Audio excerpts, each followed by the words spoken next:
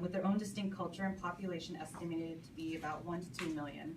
The majority of Dawoodi Bohras reside in India and Pakistan, but over the last few decades, because of global migration, there's a significant population within the Middle East, East Africa, Europe, North America, Australia, and other parts of Asia. And the administrative religious headquarters of the Dawoodi Bohras remains in Mumbai, India. And this community practices what is believed to be type 1. Specifically, it's the removal of part of the clitoral hood or the prepuce. So it's one of the least severe forms of FGM C. So part of the motivation for this study, again, was that there was no wide-scale data on the practice within this community. And Sahiyo, we decided that we needed to have some sort of data and introduced an online survey in 2015 to sort of gain insight and understanding into the prevalence of the practice within this community. One reason we chose to do this was because we were connected to the community, and actually Insia, who's a member of Sahiyo, is here too from India.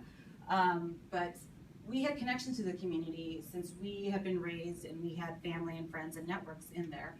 But also our backgrounds, our professional backgrounds led to us creating this. My professional backgrounds, I am a Master's of Social Work student, so I've done data collection. We have another public health researcher, and so we were able to tap into that to really tap into our community and do a larger scale kind of data collection.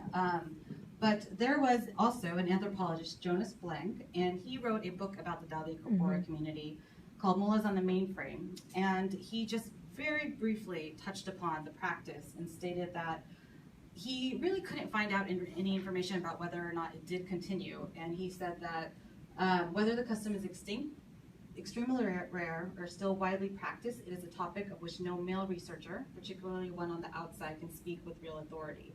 An issue of such seriousness, however, would be an important area of investigation by a sensitive researcher, particularly a female community member. And knowing that all of us in Sahiyo actually are female community members, and so it was an opportunity that we felt was important for us to take part in. So as I mentioned, there is no large-scale data. There have been small case studies, very few, and only anecdotally. A couple of the case studies was in 1991. There were two. One of them was a case study of a young mother living in an extended household and was pressured into having, they refer to this practice as Khatna, so I might use that word interchangeably with FGM C. And so she was pressured into it from her mother and had her daughter underwent it. And 1991, there was also another study based on oral interviews with 50 women from Mumbai, as well as 2 cutters. And then I mentioned I had done my Master's of Social Work, and I did my thesis on this study and the continuation of it within the United States, since I was very familiar that it does happen here in the U.S. My sister had it done here in the U.S. too. So I wanted to understand if there was any significant challenges to diaspora communities that continue it as well. But other than that, there really is no study out there within this community. And again, as I mentioned, some of the aims of the study were to obtain some credible statistics about the nature of this practice within this community, some objective data on the perceived harmful and or beneficial physical, psychological, and sexual effects of FGC. And that was really important because, again, this community is known to practice one of the least severe forms, and there really is not any data about the least severe forms and associated health risks with those least severe forms too, and to examine the various justifications that this community has for the continuation. So what we did was we used what we called respondent-driven or purposive sampling and snowball sampling methods, which means we were able to connect with our networks, and those networks of Dawoodi Bohras were able to connect with their own networks to get a sample size. And we did an online survey tool, and we used quantitative and qualitative questions to create this type of survey. And just a side note, and kind of unintended consequence that we realized is when we started giving out this survey, it became a conversation starter within the community itself. And people were talking about the survey, and we were finding that people were getting it from multiple sources, and that was something that we hadn't thought about before either. And so some requirements for the survey is we invited women who were 18 plus, and then also those who said that they were raised in the Dawoodi Bohra tradition to take part in this survey. And it was open from July 25th, 2015 until January 25th, 2016, so 6 months. And we did create the tool utilizing past research on this topic and talking to a few FGM experts and NGOs. So like any good study, there are a few limitations, and I'll just quickly mention some of this is also because we did not have, this was purpose of sampling, we didn't have a randomly chosen sample population. So the generalizability of this survey could be, or it's not as widely generalized. I'm having trouble with saying that word right now. Also because this was an online survey, those lacking internet access weren't able to participate, and since it was in English, those that were not fluent in English could not participate either. So some things about our sample. We had over 400 women who took part in the survey, and after looking at the data, we decided to analyze 385 of the respondents' answers. And the majority of our sample came from India.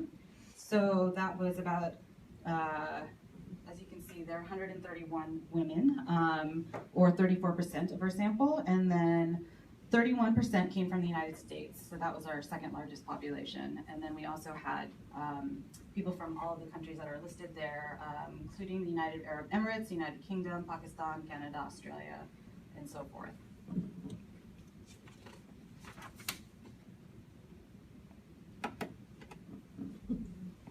So again, we had 385 survey participants, and we found that 67% of the participants were between the ages of 18 and 45, 76 were married, 84 considered themselves to be middle or upper middle income, and that was self-reported.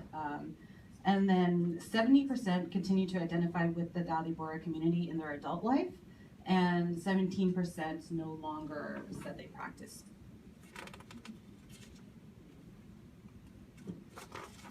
We did ask questions regarding the community's awareness of the practice, because we wanted to see if this was something that the community themselves felt was prevalent, and we found that 88% of our population stated they knew a family member on whom Khatna was performed, 56% said they had a friend on whom it was performed, 72% believed men were aware of the practice, which was very significant to us because we have been under the assumption that men were not aware of this practice, and it was very secretive, and I'll touch upon that a little bit later too. And then 27% think men are told about the practice when it is performed on female relatives.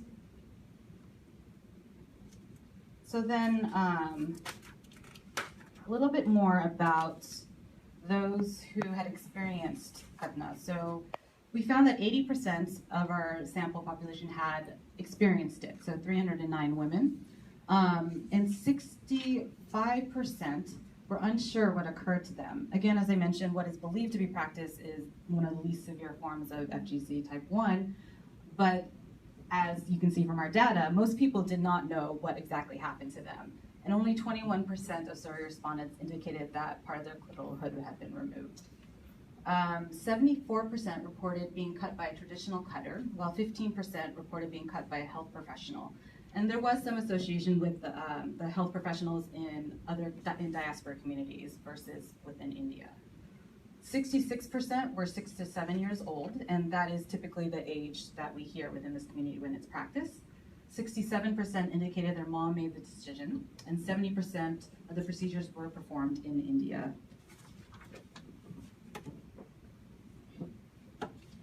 So in addition to quantitative questions, we did ask some qualitative questions, and we gave the opportunity for participants to describe what happened to them and to write in their own words what they experienced. And we found that there were similar elements to their stories. 3 of the elements that were brought up over and over again were that there was a razor or sharp object that was used, there was a powder mixture to put over the clitoris for healing purposes, and that the girl was held down by her mother and another woman during the procedure. Also from the narrative elements that we collected, we found 4 themes emerging, and this was that the participants would discuss the elements of their own personal FGC experience. They would discuss that they were told discussing what they were told was going to happen to them. Many of them did say that they were not told what was going to happen, or they were told later on. Often you would hear people saying that they heard a worm was growing in and they were going to remove a worm from them. The third theme that emerged was discussing their physical reactions, and the fourth was discussing their emotional reactions. And I have a table of that a little bit later too. But of the most significant narrative themes, what we found was that 86% of the women described being taken to a cutter or going to a cutter's house, and 98% of the women described experiencing pain immediately after the procedure. So we wanted to understand a little bit more about the reasons why it was continued within this community. And we found overall, 56% believed it was done for religious purposes. And then 45% believed it was done to decrease sexual arousal. 42% stated it was done to maintain tradition and custom. And then we had 27% believe that it was done for physical hygiene and cleanliness. And the findings indicate that regardless of the reason, this is a practice that is very rooted in the community's culture too. And interestingly, we're finding at a larger scale within the community, with the fact that this is becoming more, there's more awareness around this within India and within the media. The religious heads have come out and actually are talking about this publicly for the first time ever. And they are shifting away from what the first kind of justification given, the sexual control, to saying no, now it is done for hygiene and health. And they're really focusing in on that and trying to say that these other reasons are wrong, and basically what women have been continuing to tell each other, that it's sexual control and that's a religious reason, is incorrect. So it's an interesting dynamic to see developing within the community.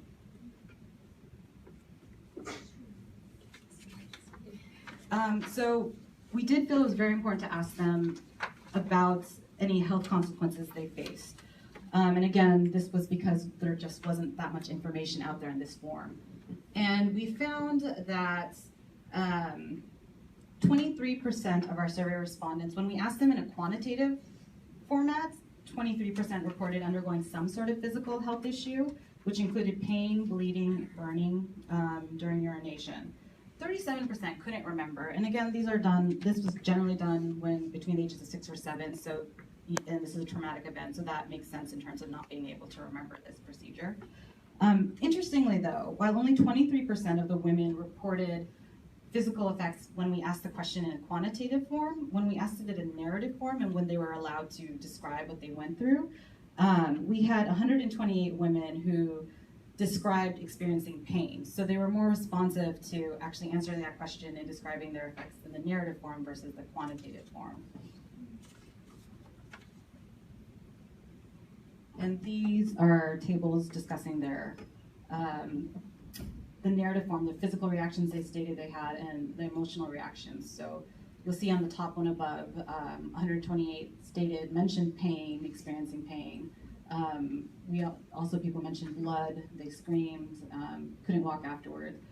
And then emotional reactions, and that was something we found to be very important for this particular community, was particularly if there aren't very severe physical ramifications of the procedure, the emotional, psychological was very prevalent. So we found people feeling they were traumatized. And a lot of it was also after they realized later on in life what happened to them. That's when they felt traumatized. So just a couple more results that we found interesting. The Dawoodi Bohras are considered to be a really well-educated community within India, and they are considered to be a progressive community. They actually embrace technology a lot too, which is another reason why we decided this format would be useful for collecting data. So we wanted to know if lower income or less educated women were more likely to experience Khatna. We didn't find any relationship between the two. That could also be because this community is considered to be highly educated, and 80% of those surveyed in this sample had earned at least a bachelor's degree, which is higher than global prevalence rates on education too in other countries. We did want to also see if there was a relationship between Khatna prevalence and the intention to continue the practice with one's offspring. and we found there was a connection, both with one's own